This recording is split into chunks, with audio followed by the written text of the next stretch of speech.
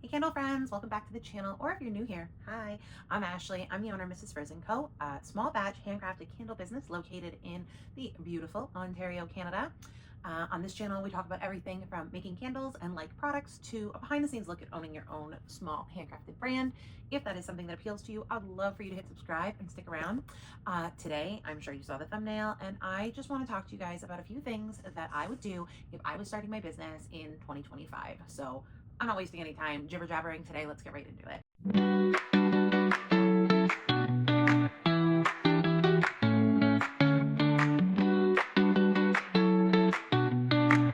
If I was starting my candle business in 2025, I would niche first, product second.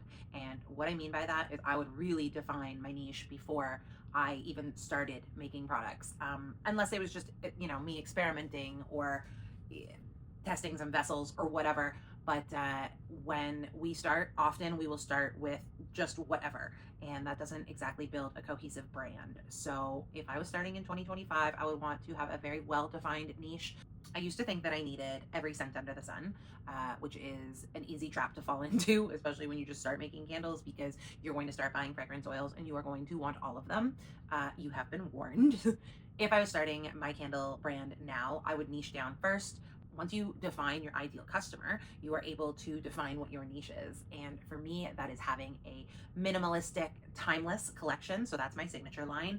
And then every season, I rotate in my seasonal collection. That's my niche. So I'm looking for candle purchasers who have their tried and true candles that they are consistently purchasing, but want to spruce it up when different seasons roll in. Your niche could look very different than that. I have a video on niches that I will link, but if I was starting my brand in 2025, it would be niche first, product second. And when I did start developing that product, my brand identity would be so important. Branding early on is so important. If you have your niche figured out, your ideal customer figured out, you are well ahead of the game. And then you can match your branding to that. I always say that you should be able to put a bunch of different products onto a table, and your customer should be able to pick out everything that's yours. That means you have a cohesive, well laid out branding strategy that allows customers to know exactly what is yours. And this is so important because we don't want to be going back in time trying to redefine our brand and make it match our niche or make it match our ideal customer. We want that all done in the beginning, because every time you change something, your customers need to relearn what your brand is. And I know, you might think like, oh, changing labels and stuff, that it's nothing. It might be nothing to you, but your customer already has an idea of what they're purchasing. And when you change anything, they need to make sure that they are still on board with that. So firstly, make sure you have your niche down, make sure your branding is cohesive, and you know who you are selling this to. The next thing that I would do if I was starting in 2025 would be I would start a lot smaller than I thought I needed to. And I would look forward to scaling when the time was appropriate. But when you start and you are starting with like 12, 15 cents and all in 5 different sizes, it is too much. Not only is it overwhelming to your ideal customer, but it is overwhelming to you, and it is going to cause burnout a lot faster than if you were to start with 3 or 4 cents in 1 or 2 sizes. Heck, you only need 1 vessel. Like if you just want to make, but I have a candle burning here. It is my signature collection, 16-ounce vessel. I 3-wick it. When I started, I would have been good just starting with those. Just create the 3 wicks. Now I started with those, and I started with an 8-ounce, and I had a 4-ounce, and I was using other vessels anyways. It was too much, and it took me a while to scale down to something that is A, manageable, and B, makes sense for the people I want to sell my candles to. My customers don't require my candles in 4 or 5 different sizes. 2 is perfect. I make the 16 and I make the 8. I found that the 4s didn't really sell very well.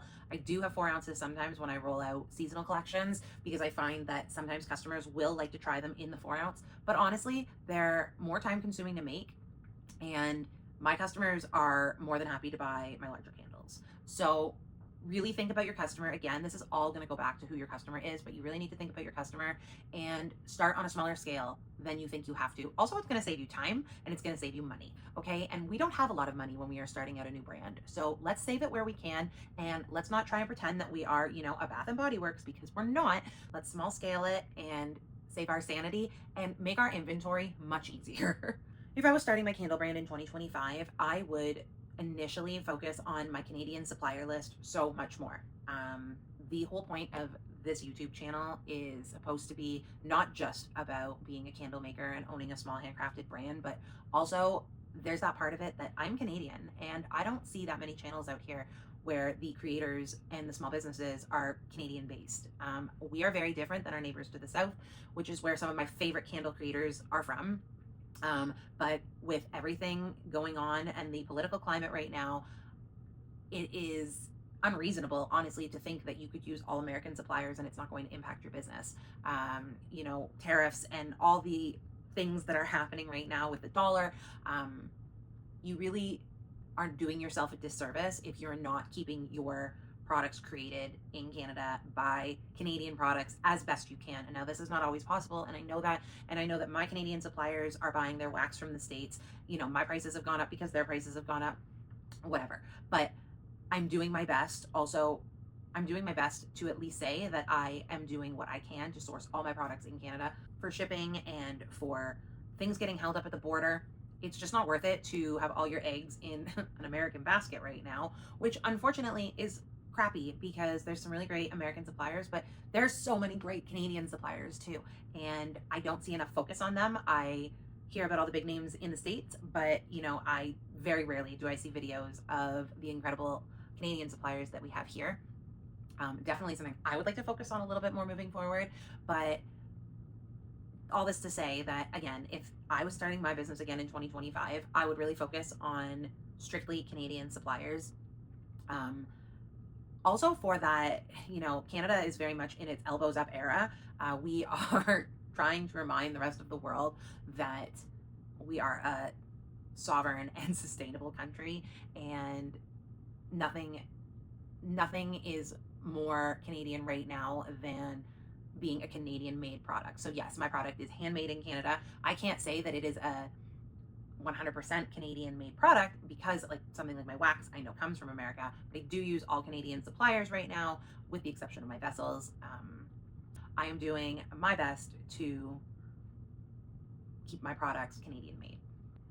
Okay, friends, that's all I have for today. I would love to know in the comments below if you are just getting ready to launch and you have any worries. Tell me, what are they? Maybe I can help ease your mind, or one of my amazing subscribers could help you out. That is the whole point of this channel, guys. I just want to create a community where we help each other and everybody doesn't make the same mistakes that I made when I was launching my business. I hope you found this video helpful, and if you did, I would love for you to hit like and subscribe and come back for the next one. And until then, I will see you guys next week. Bye, candle friends.